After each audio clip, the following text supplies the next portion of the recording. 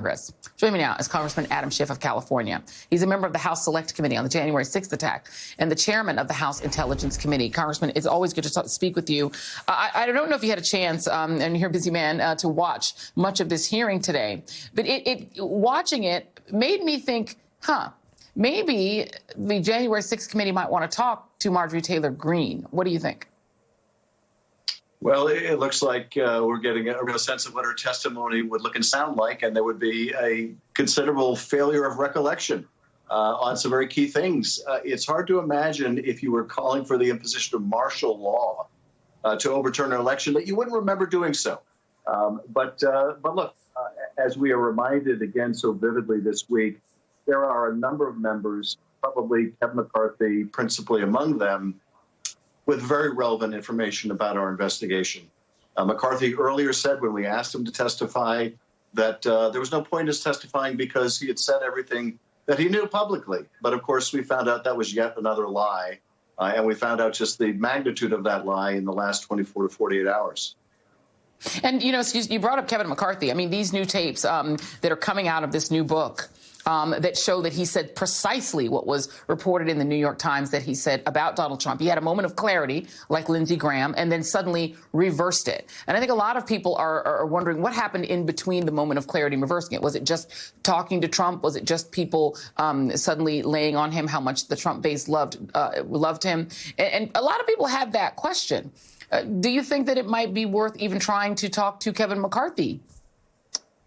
Well, I think these latest revelations will kindle another discussion among our committee members about what to do about these members like McCarthy who have relevant information, who are refusing to come in voluntarily and do their duty. I don't know how those conversations will conclude. But what is so staggering to me about this, Joy, is Kevin McCarthy talks to his Republican colleagues after this attack on the Capitol. He acknowledges the president bears responsibility.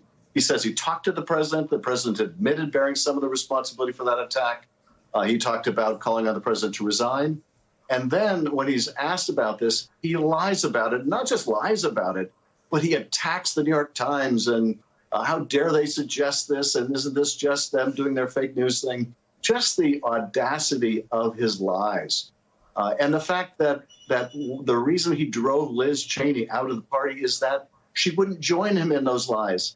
And those tapes give such evidence of the fact that he knows what he is saying is just another big lie. What do you make of the fact that, you know, this series of events that he's on these leadership calls with Liz Cheney? She, at the time, was in leadership, so he must know that he was on the calls with her. Then he flat out denies that he said what she heard him say. A lot of people are trying to source those tapes to Liz Cheney. Do you want to disabuse anyone of that? The release of the tapes? You know, Liz Cheney is not the kind of person that's going to be leaking tapes and denying it. That's just not who she is.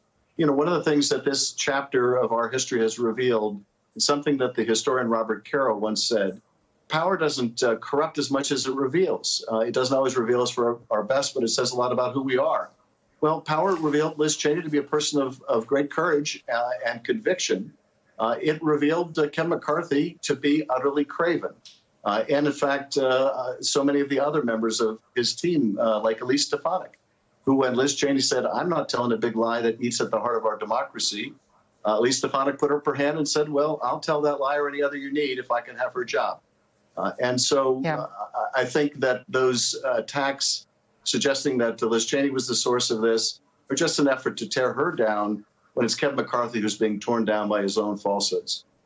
Let me play one more thing, because this is the person for whom, beyond Donald Trump, Kevin McCarthy works, Marjorie Taylor Greene. Here's another thing she did not recall, and this was calling Speaker Pelosi a traitor. Take a listen.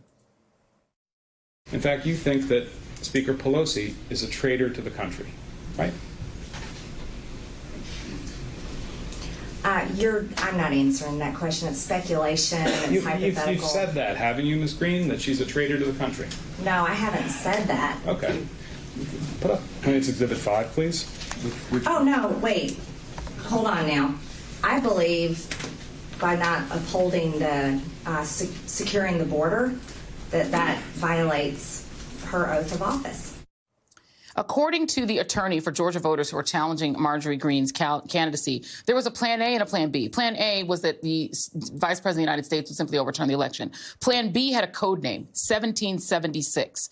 Apparently, Marjorie Taylor Greene has tweeted out a rumor that the lawful objections by Republicans would be blocked by a rules change, and Ali Alexander, who was an organizer of the insurrection, replies saying, 1776 is always an option. By 1776, he means 500,000 people will do what they will do to that building if the objections are suppressed by a rules change. Do you believe that Marjorie Taylor Greene knew and understood that violence was coming to the Capitol? Well, and to the Speaker. Yes. I think listening to just the excerpts you played, where she has a failure of recollection about her conversations, raises serious questions about what she knew about the propensity for violence on that day. I'm not ready to draw a conclusion, and as a member of the committee, we are reserving judgment until we hear all the evidence about the role that members played. But she is certainly a person of interest to our investigation.